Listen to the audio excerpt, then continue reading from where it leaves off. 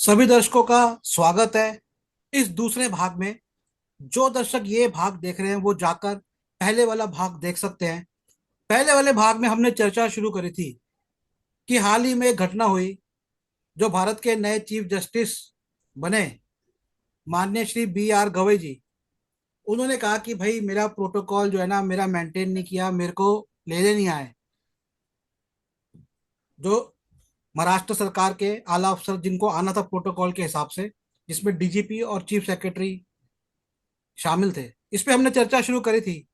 मैंने गुरदीप सिंह जी से, जो कि पटियाला पंजाब से मिशनरी है, बाबा साहब जी के मिशन से जुड़े रहे, काशीराम जी के साथ जुड़े रहे, और माननीय श्री दशरथ हिंगुनिया जी, जो कि राजस्थान के अध्यक्ष हैं अम्बेडकर पार्टी ऑफ इंडिया से, इस पर चर्चा शुरू करी थी। दो प्रश्न मैंने किए थे। पहला प्रश्न कि क्या अपमान हुआ, और दूसरा प्रश्न क्या इसका कारण है कि देश मनुस्मृति से चल रहा है।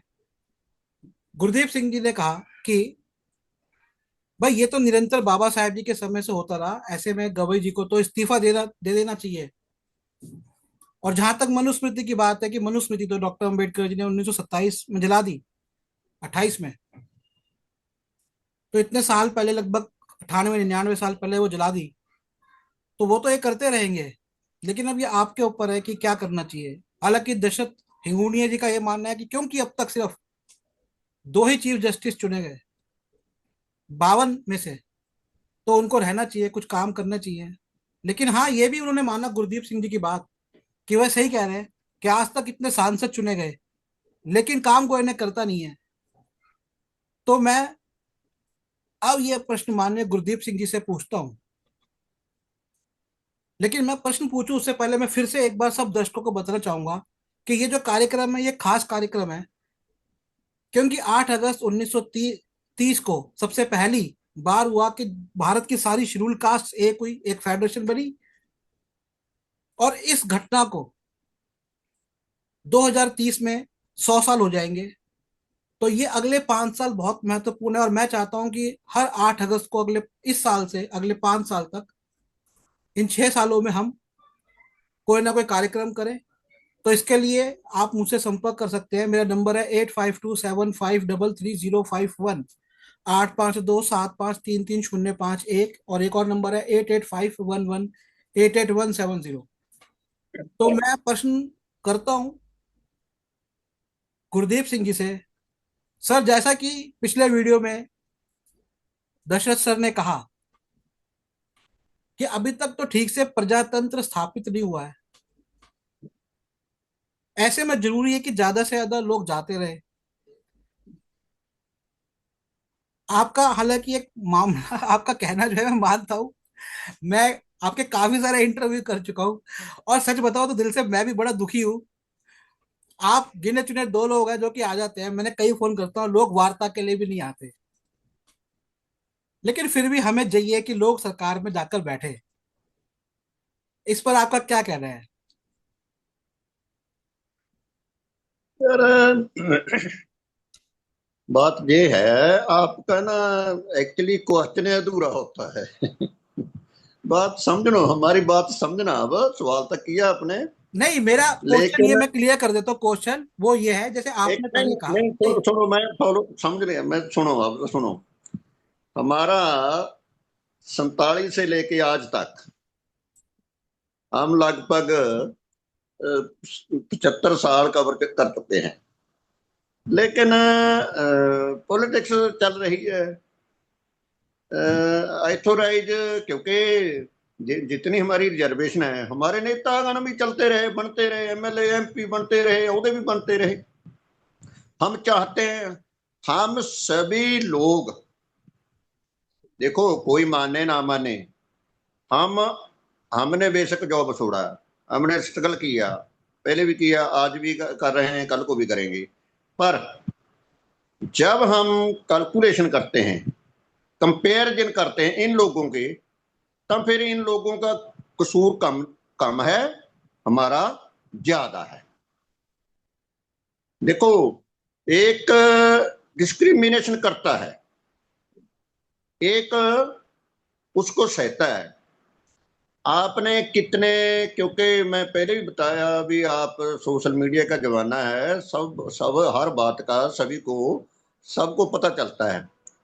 लेकिन आज की डेट में हमको आपको मैं वीडियो भेज दूंगा। आज भी आज जो घोड़ी चढ़ने वाली बात है, बारात वाली बात है, ठीक है, जुत्ती में पानी पिलाया जा रहा है। जुत्ती में, पैर की जुत्ती में पानी डालकर व्यक्ति को पिलाया जा रहा है। लेकिन जब उनको पानी पिलाया पिला दिया जुत्ती में, तो फिर वही जुत्ती उनके सिर सिर पे मारी।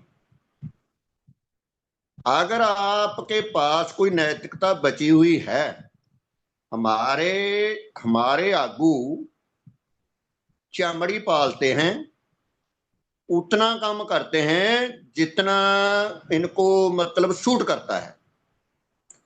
भी इनको कोई ना कोई ओहदा मिल जाए या कोई सरकारी पद मिल जाए, फिर पता नहीं ये क्या कर देंगे। 78 साल से हमारे कमीशन भी तो है ना, स्टेटों में कमीशन है, शेड्यूल्ड कास्ट कमीशन, किसी के साथ एट्रोसिटी नहीं हो सकती। केंद्र के पास कमीशन है, किसी के साथ एट्रोसिटी नहीं हो सकती। ऐसी कमीशन इतनिया व्यवस्था बनाने के बावजूद हमने किया क्या है।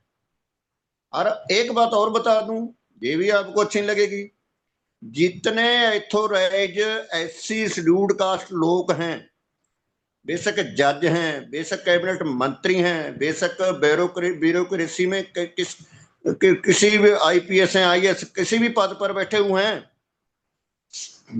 जहां जहां हमारे लोग हैं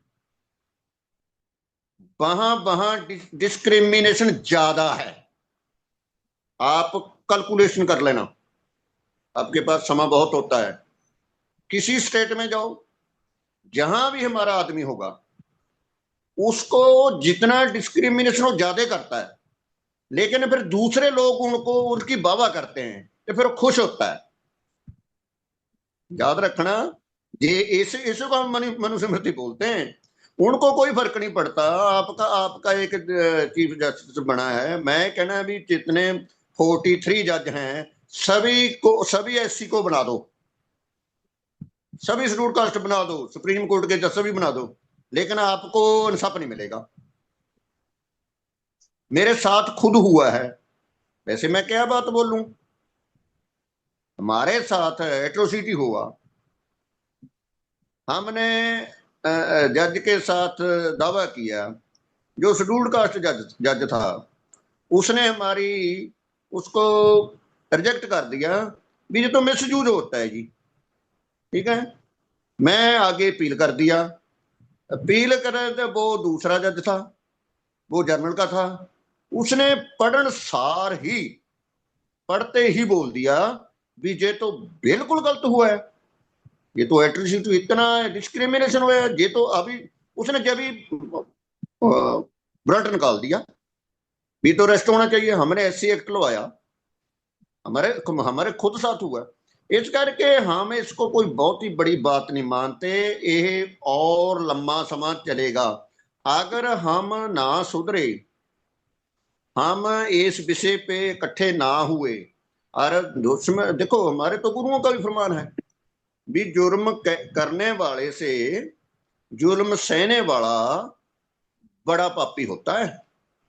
हमारे तो ये तो संविधान में भी है, ये जो बाबा साहब ने बोला, ये हमारी गुरबानी में भी है।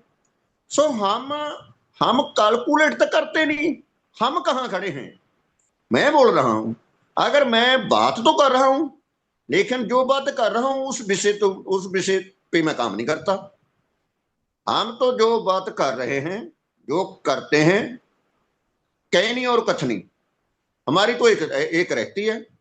किसी को अच्छा लगे, किसी को बुरा लगे, लेकिन हम बोलते हैं हमारा समाज बड़ा है, हम 60 करोड़ हैं, हम 85% हैं, हम ये हैं, हम वो हैं, तो गिनती करी जाओ आप।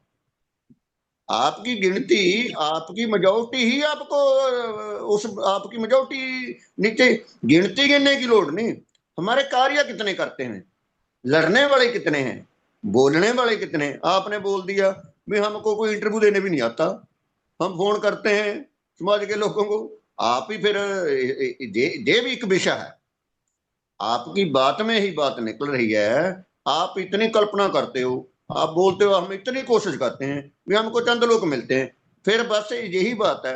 हम बनास बनास बनास के बल वध रहे हैं।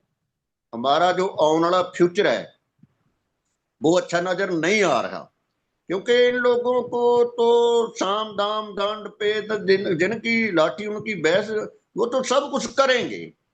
जहां उनको जो उनके साथ कंप्रोमाइज हो जी जाता सर, है मैं वो यही उनके बात साथ करना चाह होगा। रहा था। मैं यही बात मैंने पिछले वीडियो में भी कही थी। हालांकि आपने कहा कि बाबा साहेब ने तो 1928 में मनुस्मृति जला दी, लेकिन यही विषय था।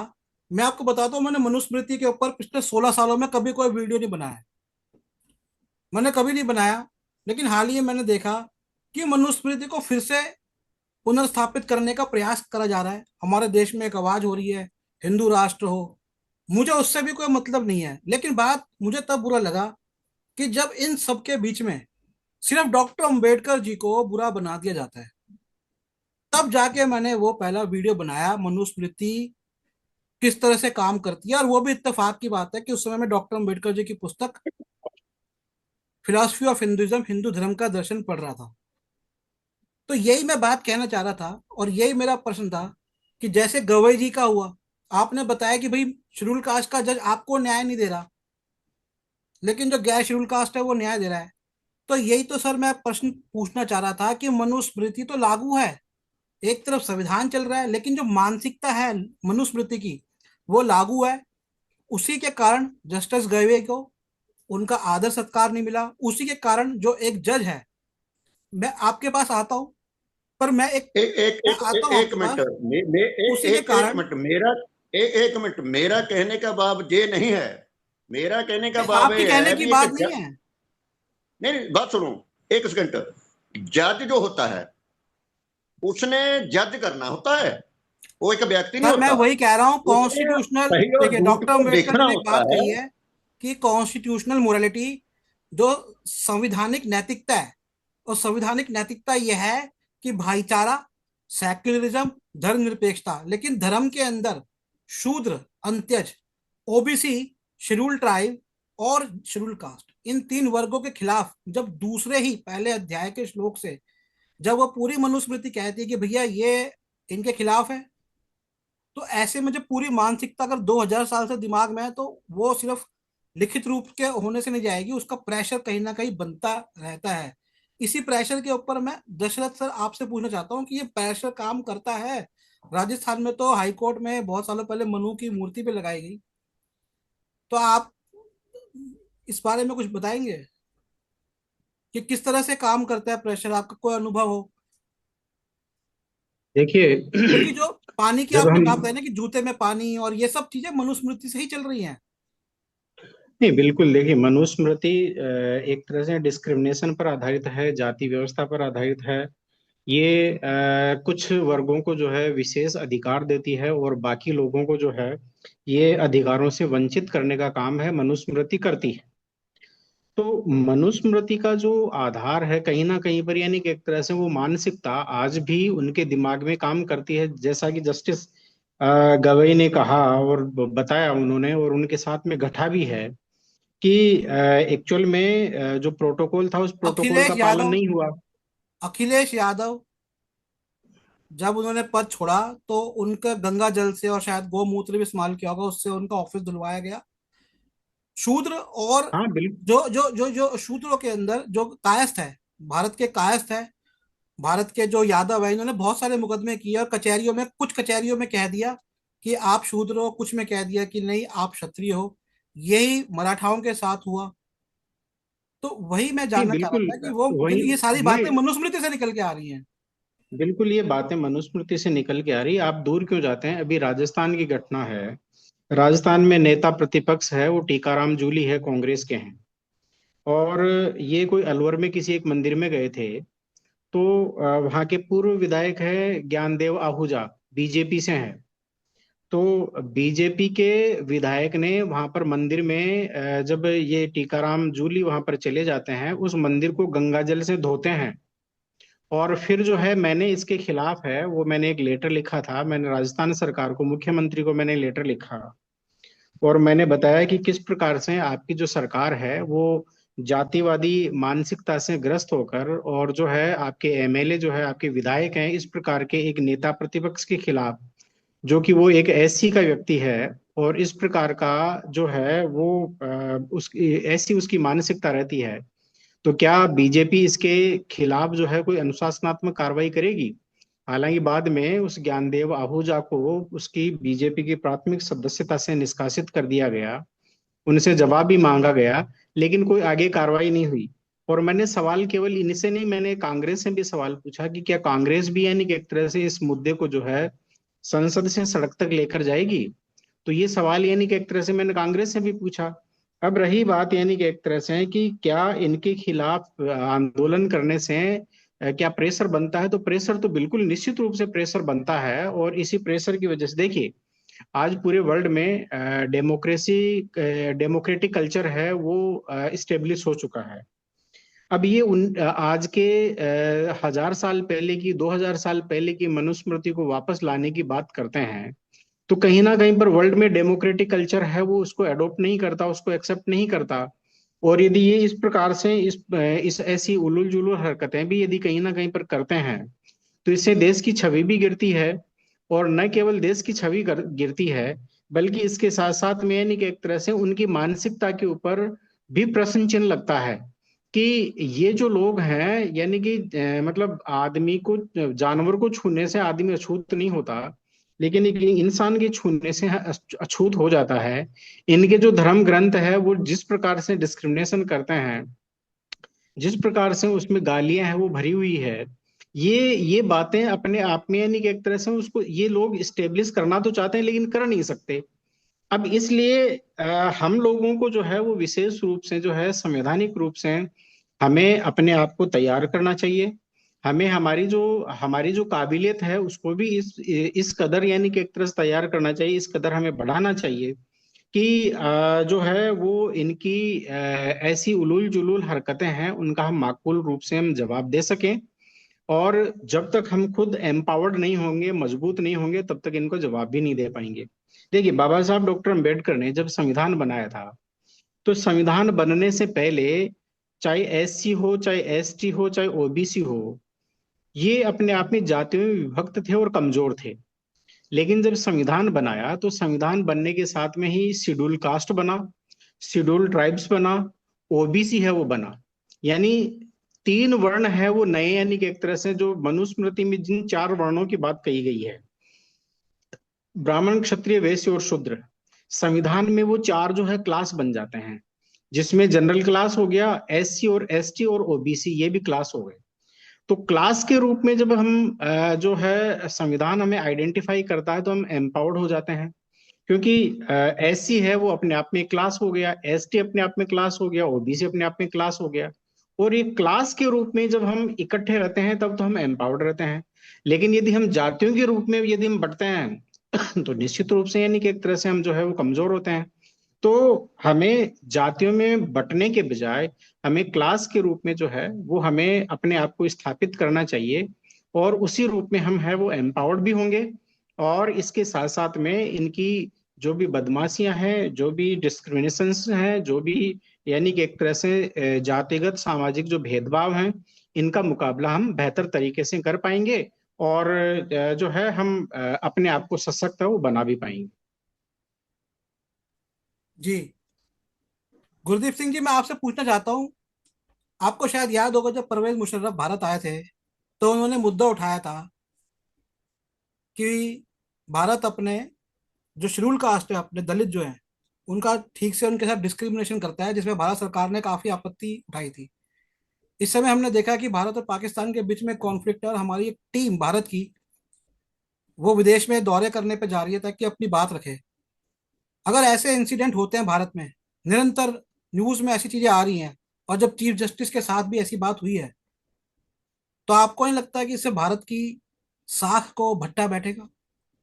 हमारा जो मिशन है पाकिस्तान के खिलाफ, वो कमजोर पड़ेगा। क्या भारत, क्या साख, ये तो देश को चलाने वाले भारत को बर्बाद करने लगे हुए हैं। किसको नहीं पता? क्या परवेज मुशर्रफ, आप यार इतनी बातें समझ रहे हो आप? आज क्या हो रहा है? हमारा मूल मूल मूल चीज क्या है? हम बात कर रहे हैं, हमारे हमको हमारी बात करना चाहिए। हमको एक निश्चय करना चाहिए भी हम डिस्क्रिमिनेशन सहन नहीं करेंगे, किसी भी हालत नहीं करेंगे। तो हम तो दावे से कह रहे हैं, लेकिन ये ये हमको एक कॉन्फिडेंस लाना होगा। ये होता है, वो होता है, मैं तो वर्बली बात करता हूं, होता सदी को हो रहा है, लेकिन आज आज सदी हमारी है। आज युग बदल चुका है, नहीं समय सर, बदल चुके कूटनीति हैं। कूटनीति तो सदियों से चल रही है। मैं कह रहा हूँ जो कूटनीतिक रूप से, डिप्लोमेटिक रूप से, तो इससे भारत का नुकसान होगा ना, हो रहा है ना। कूटनीतिक रूप से मैं कह रहा हूँ, वो कहेंगे जी आप तो अपने लोगों हिंदुओं के साथ ही भेदभाव करते हो, आप क्या पाकिस्तानियों की बात करोगे, क्या कश्मीरियों की बात करोगे, नहीं, आप क्या अपनी माइनॉरिटीज की नहीं, बात जब दो करोगे? आप देशों के बीच संवैधानिक, में, दुनिया देखिए ये निखिल कहेगी कि, निखिल मैं जी, आपसे ये कह रहा हूँ कि निखिल जी, कूटनीतिक रूप से तो भारत का अपमान होता नहीं, है ना इससे। नहीं निखिल जी, देखिए अगर मैं दो देशों की हम बात करते हैं तो दो देशों के बीच में यदि जहां तक कूटनीतिक या जो राजनयिक संबंध होते हैं उसमें देश की छवि तो निश्चित रूप से गिरती है, इसमें कोई डाउट नहीं है। क्योंकि लेकिन फिर भी देखिए, देशों का अगर मुकाबले की बात आती है तो हम सबसे बड़े यानी कि एक तरह से देशभक्त हैं, और यदि हमारे देश के ऊपर किसी प्रकार का कोई सवाल या कोई आंच उठती है तो निश्चित रूप से हम उसका माकूल जवाब देंगे। लेकिन फिर भी आज जो युग है वो ज्ञान विज्ञान मानवता का है। ज्ञान विज्ञान और मानवता के युग में, टेक्नोलॉजी के युग में, जब आज science and technology, robotic science का है वो अपने आप में जमाना है, एआई का जमाना है, और उस एआई के जमाने में ये इस प्रकार की दकियानुसी जो बातें हैं वो कहीं ना कहीं पर हमें पीछे की ओर धकेलती है। आर्थिक रूप से भी हम यानी कि एक तरह से कमजोर होते हैं, और इसके साथ साथ में जो है तकनीकी रूप से भी हम कमजोर होते हैं। आज वर्ल्ड में यदि हमें राज करना है तो हमें जो है तकनीकी रूप से हमें साइंस एंड टेक्नोलॉजी के मामले में, ज्ञान विज्ञान और मानवता के मामले में हमें एम्पावर्ड होना होगा, हमें सशक्त होना होगा, और हमें ये नॉलेज है वो गेन करना होगा। अब आज यदि हम चाइना और इंडिया की तुलना करते हैं, चाइना इंडिया का सेटलमेंट लगभग साथ साथ सवा, बल्कि इंडिया का इससे भी पहले हुआ, और भारत की इकोनॉमी और चाइना की इकोनॉमी है वो लगभग पैरेलल सी चल रही थी।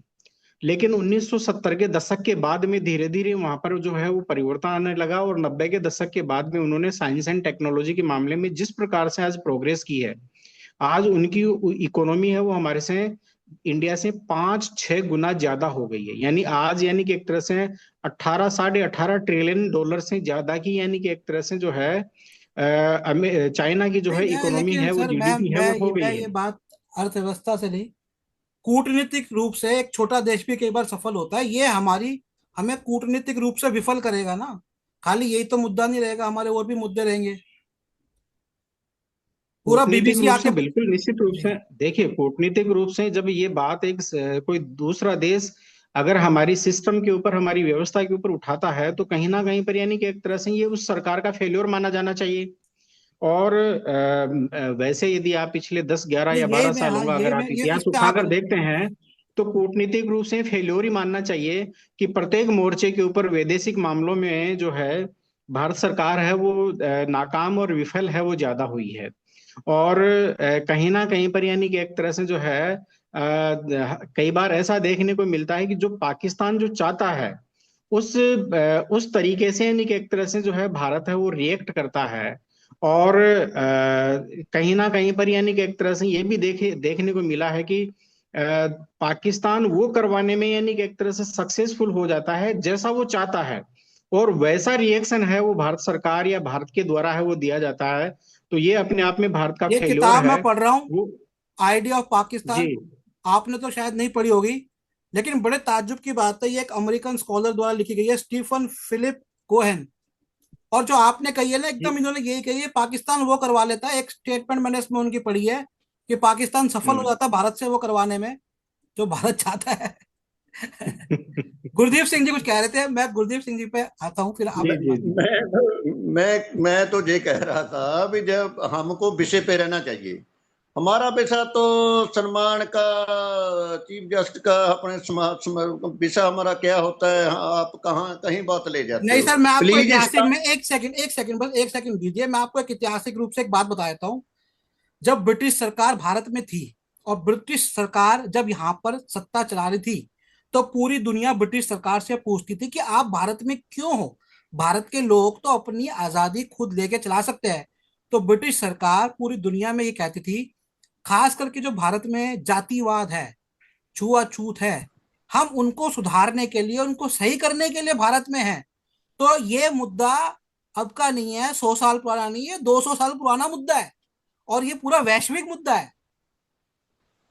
भारत की छवि पिछले 150-200 साल से जातिवाद के मामले में खराब है, और ये मुद्दा फिर हमारे दुश्मनों के हाथों में लगता है। इसलिए मैंने ये मुद्दा उठाया। आप गांधी नहीं जी का हमारा। इंटरव्यू नहीं सुन, इस पे गांधी जी का इंटरव्यू है, गांधी जी से रिपोर्टर पूछ रहा है। गांधी जी कहते हैं कि नहीं, नहीं, ये अब हम बात कोशिश तो कर रहे हैं जातिवाद को खत्म नहीं। करने की। जाति जाति अपने आप में भारत का जी जो मैं है एक जी जी अंतर्राष्ट्रीय मुद्दा बन चुका है, मैं इस बात को एग्री करता हूँ। जी, गुरदीप सिंह जी और कुछ कह रहे थे, एक बार उनकी बात जान लेते हैं, क्या कह रहे थे। जी जी। जी सर, हाँ जी। आप कह रहे थे कुछ।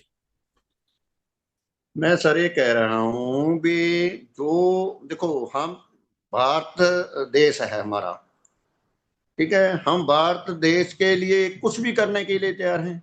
लेकिन देश में हम, भारत देश में हमारे साथ जो व्यवहार होता है गुलामों की तरह, वो देश से भी बड़ा विषय है। मैं तो ये कहना चाहता हूँ, वो कौन लोग हैं जो हम रोज घटनाएं वापरती हैं। हम बाबा साहब ने भी ये बात बोली थी भी अब देश से और हमारे बीच बात होगी तो हम देश को प्रेफरेंस देंगे। और देश और समाज के पास भी हम भारत को क्या करना है। हम उस देश को, जिस देश में रह रहे हैं, हम गुलामों की तौर हमारे हमारे साथ व्यवहार होता है। हम फिर भी हम देश, जय भीम जय भारत बोलते हैं, देश को पहले रखते हैं। लेकिन हम, ये विषय अब हमारा नहीं रहा।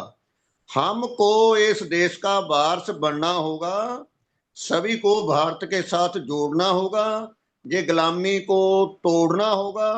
तो एक एक मंच पर एक होकर बातें बहुत लोग करते हैं, बहुत लोग हमारे इंटेलेक्चुअल हैं, बहुत लोग हमारे बुद्धिजीवी हैं, थोड़े नहीं, लाखों हजारों गिनती गिनती में हैं। लेकिन जब हम आउटपुट देखते हैं ना, जब उनका व्यवहार देखते हैं, उनका लाइफ में हम देखते हैं, वो उनमें और उनमें कोई हमारे को फर्क ही नजर नहीं आता। इसे करके बाबा साहेब को दबाने के बाद भी, उसको उसका सारा इतिहास खत्म करने के बाद भी 20-30 साल 70 तक तो बाबा साहेब को आने नहीं दिया आगे। और याद रखना हमारी बात, आज से 20 साल बाद एक ही नाम रहेगा। ये जो लोग बातें करते हैं सभी एक ही सेलिब्रिटी रहेगा, एक ही नाम रहेगा, क्योंकि काम, जो काम किए हैं वो काम, ये नहीं है भी वो हमारे से चले गए, भी वो काम वहां रुक गए, वो चलते रहेंगे। आज जो भी जितने कोई पीएम बनते हैं, कोई सीएम बनते हैं, कोई किसी पहले ही बने, कोई किसी का नाम नहीं लेता, कोई नहीं जानता, लेकिन आपने क्या कार्य कैसे किए हैं, वो उसको महत्व देना चाहिए, उसको महत्व मिलना चाहिए। क्योंकि आप अच्छा कार्य करोगे तो लगातार हमेशा जीवित रहोगे।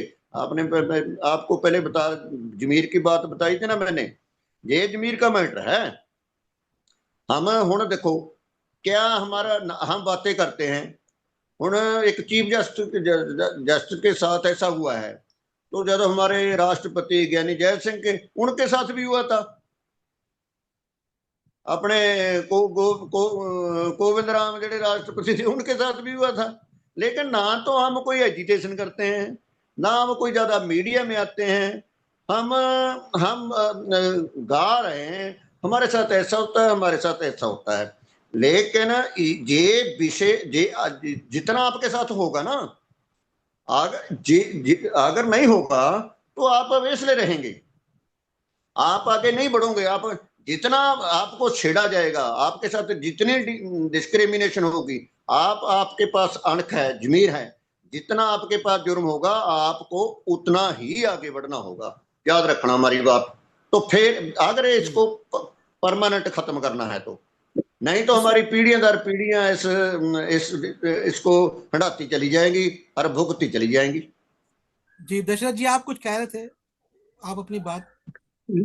नहीं, मैं जो बात कर रहा था वो यही कि देखिए डिस्क्रिमिनेशन वगैरह है वो कई जगह है, और इनका विरोध है वो हमें पुरजोर तरीके से करना होगा। इसके साथ साथ में संवैधानिक व्यवस्था को हमें जो है वो स्थापित करना होगा, और जो बाबा साहब की जो लोकतंत्र की जो उनकी एब्रोड जो संकल्पना है उसको पूरे देश में जो है प्रस्थापित करना होगा।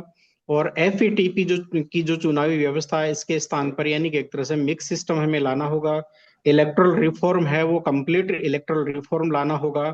और ये जब तक सारी चीजें एक साथ नहीं आएगी तब तक यानी कि एक तरह से डिस्क्रिमिनेशन से वो दूर नहीं होंगे। सही प्रतिनिधिक सरकार है वो बनेगी नहीं। अभी अल्पमत की सरकारें हैं वो सत्ता में आती है, क्योंकि जिन राजनीतिक दलों को यानी कि एक तरह से एक वोट उस कॉन्स्टिट्युएंसी में ज्यादा मिल जाता है, भले ही उनका बहुमत उनको मिला हो या न मिला हो, लेकिन वो यानी कि एक तरह से विजेता हो जाता है।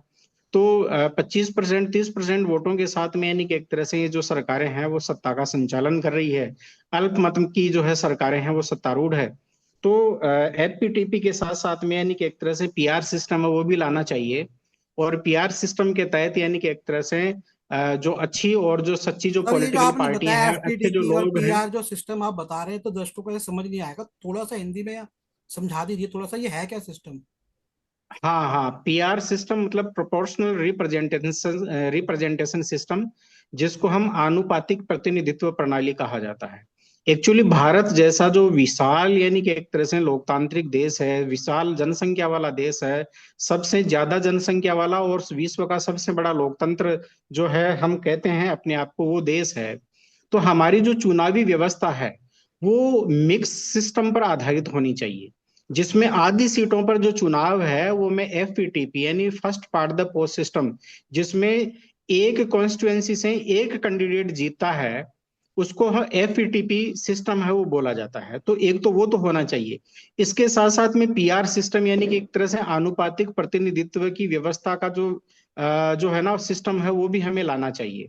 और आधी सीटों के ऊपर चुनाव है वो उसके आधार पर होना चाहिए। और उसमें यह तय होना चाहिए कि जिन जिन राजनीतिक दलों को उनकी जनसंख्या के अनुपात में प्रतिनिधित्व मिलता है या उनको वोट मिलता है, उतने प्रतिनिधि उनके भी जो है संसद में या जी विधानसभा सर, में वो तो चुनकर सब जाने सही है, ये तो चाहिए। आप रिफॉर्म की बात कर रहे हैं, सुधारों की बात कर रहे हैं, लेकिन जी बात यह है कि ये करेगा कौन अगर इस तरह से जो सिस्टम चल रहा है, जहाँ पे मनुस्मृति देखिए, के हिसाब से सिस्टम चल रहा है, कौन करेगा, कौन चुनावी आवाज व्यवस्था उठाएगा, में कौन बोलेगा? यहाँ तो हम हमने देख रहे हैं कि चुनावी हमारी व्यवस्था में डेमोक्रेसी के ऊपर ही ऐसा हो रहा है कि आपने देखा है, मेरे को बोलने की जरूरत नहीं है, जो हो रहा निखिल है। जी, निखिल जी, मैं आप मेरी बात को सुनिए कि अब तक इस चुनावी व्यवस्था में सुधार को लेकर और हमने 10 बिल है वो संसद को दिए हैं बनाकर, भारतीय संसद को, जिसमें ये तो है ही। इसके साथ साथ में जो इलेक्टोरल बॉन्ड वाला जो सिस्टम आया था इसमें बहुत सारी अव्यवस्थाएं थी, तो इसको दुरुस्त करने के लिए भी हमने एक तरीका बताया था। और वो तरीका क्या था? वो तरीका ये था कि जितने भी ये जो कारपोरेट घराने के जो लोग हैं या जो भी ये जो इन पॉलिटिकल पार्टीज को डायरेक्ट जो फंडिंग करते हैं, इस फंडिंग को रोकना चाहिए। और उसके स्थान पर उन राजनीतिक पार्टियों को जो है किसी पॉलिटिकल पार्टी को डोनेशन देने के बजाय एक नेशनल इलेक्टोरल फंड बनाना चाहिए। और उस नेशनल इलेक्टोरल फंड में जो है वो उनको डोनेशन डालना चाहिए और टैक्स में छूट लेनी चाहिए। अब जिस राजनीतिक पार्टी को जितना वोट परसेंटेज मिलता है उस अनुपात में उस फंड को डिवाइड करना चाहिए। तो इससे क्या होगा कि ये जो बंदर बांट जो चल रही है कि कुछ यानी कि एक तरह से जो है कंपनियों को या कारपोरेट घरानों को फायदा पहुंचाने के लिए ये जो हथकंडे अपनाए जाते हैं उनके ऊपर अंकुश लगेगा। और इसके साथ साथ में जो छोटी राजनीतिक पार्टियां हैं जिनको 1% या आधा % वोट मिलता है, उनको भी टोटल यानी कि एक तरह से जितना जो डोनेशन आता सर है उसका कॉर्पोरेट आधा घरानों पे % या एक कॉर्पोरेट परसेंट घरानों पे तो उनको भी राजीव मिलेगा। इंदिरा गांधी जी ने रोक लगा दी थी, लेकिन उससे जातिवादी मानसिकता तो खत्म नहीं हुई ना। वो तो इंदिरा गांधी जी ने रोक नहीं, लगा दी थी बहुत साल पहले। राजीव गांधी जी ने किस दोबारा चीज? खोली है वो रोक। नहीं, अब तो जो अभी वर्तमान परिस्थितियों में यानी कि एक तरह से इनका जो प्रासंगिक यानी कि एक तरह से हल क्या होना चाहिए, तो वो हल है वो और हमने अगर दिया है। कॉर्पोरेट घरानों अब से फंडिंग इससे रुक यदि जाएगी बेटर, तो 75 साल इससे तक यदि बेटर, 75 साल तक जिन्होंने कॉर्पोरेट घरानों से फंडिंग लेके अपनी सत्ता स्थापित कर लिया, अपने बच्चों को स्थापित कर लिया, विदेश भाग गए, और जो बचे कुचे लोग गरीब रह गए, शोषित रह गए, शेड्यूल कास्ट के रह गए, शेड्यूल ट्राइब ओबीसी के, अब क्या फिर क्या उनको तो फिर मिल ही नहीं पाएगी कॉर्पोरेट घराने से फंडिंग। हाँ तो वो इसे तो उसमें भी तभी तो उनको कह रहे हैं फायदा ना। है। हाँ तो देखिए, जब तक यानी कि एक तरह से ये सिस्टम रहेगा तब तक हमारी जो डेमोक्रेसी है वो रियल रिप्रेजेंटेटिव डेमोक्रेसी नहीं बन सकती। रियल रिप्रेजेंटेटिव डेमोक्रेसी बननी है तो पब्लिक फंडिंग का कॉन्सेप्ट है वो निश्चित रूप से लाना ही होगा। और जो कैंडिडेट चुनाव लड़ते हैं, ऐसे कैंडिडेट्स को जो है वो जो है पब्लिक के द्वारा पब्लिक फंडिंग के माध्यम से उनको मदद करनी सर चाहिए। पब्लिक तभी फंडिंग तो जाकर यानी कि काशीराम जी एक ने तरह शुरू करी थी, लेकिन बाद में उन्होंने जो है ना, उनकी फंडिंग करी रेजर कंपनी के एक मल्होत्रा ने। मेरे को उनका नाम याद नहीं आ रहा पूरा, मिस्टर मल्होत्रा थे, उन्होंने फंडिंग करी है। जी जी। हाँ नहीं बिल्कुल, तो ये करी है तो ये अच्छी बात है, इसीलिए तो बीएसपी है वो स्थापित हो पाई। और ये तो दुर्भाग्य था कि कांसीराम जी जो है वो जल्दी इस दुनिया से चले गए। चले चले गए या उनको भेज दिया गया, जो भी हो, आज भी अपने आप में यानी कि एक तरह से जो है ये इन्वेस्टिगेशन का विषय है। लेकिन कहने का तात्पर्य यही है कि जब तक यानी कि एक तरह से आर्थिक संसाधनों का सही प्रकार से दोहन नहीं होगा, तब तक देश की राजनीतिक व्यवस्था है उसमें सुधार होना मुश्किल है। और इसके साथ साथ में जो है जो ये जो चुनावी जो सुधार हैं वो लाना बहुत जरूरी है। चलिए चुनावी चुनावी सुधार सुधार पे होना हम बहुत किसी जरूरी है। और उस पर, क्योंकि ये थोड़ा सा विषय से हट जाता है। खैर, तो ये थे हमारे साथ गुरदीप सिंह जी पटियाला पंजाब से, और राजस्थान से माननीय दशरथ हिंगुनिया जी। और ये हमारा विशेष कार्यक्रम था। आप अगर डॉक्टर अम्बेडकर जी की पुस्तकें पढ़ना चाहते हैं तो मुझसे संपर्क कर सकते हैं। 8527533051, 8851188170। एक हमारा व्हाट्सएप नंबर भी है, 8447913116। अगर कोई युवा आना चाहते हैं, मेरे साथ चर्चा करना चाहते हैं किसी प्रश्नों के ऊपर, एक युवा है, उनका नाम शायद दीपक राजपूत है, तो उन्होंने मुझसे कहा एक वीडियो मनुस्मृति पर उनको अच्छा लगा, तो मैंने कहा कोई बात नहीं, मैंने उनको अपना नंबर दिया कि आप मुझे संपर्क करिए, हम युवाओं के साथ भी चर्चा करेंगे। और हमारी पुस्तक की वेबसाइट है nspmart.com, जहाँ पर आप डॉक्टर अम्बेडकर जी की पुस्तकें ले सकते हैं। तो आप दोनों का बहुत बहुत धन्यवाद, और दर्शकों का भी धन्यवाद ये जी देखने के धन्यवाद, लिए। धन्यवाद निखिल। जी सर। जय भीम, जय भारत, तुम बुद्ध है। जय भीम, जय भारत।